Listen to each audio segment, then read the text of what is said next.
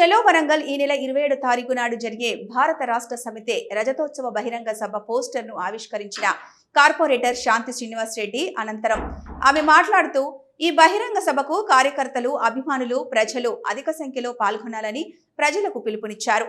అనంతరం ఈ కార్యక్రమంలో రాపర్తి చంద్రశేఖర్, శోభన్, ప్రేమ్ కుమార్, సయ్యద్ సాజిద్, స్వర్ణగిరి, యాదగిరి, జామ మహేందర్, సతీష్, జావేద్, లోకేష్, హరీష్, సాయిలత, శ్వేత, అర్చన మరియు టీఆర్ఎస్ నాయకులు, కార్యకర్తలు పాల్గొన్నారు.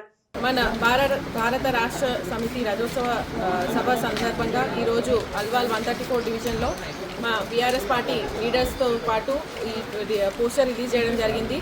ఈ నెల 27వ తారీఖున రథోత్సవ సభ ఉంటుంది కేసీఆర్ గారిది.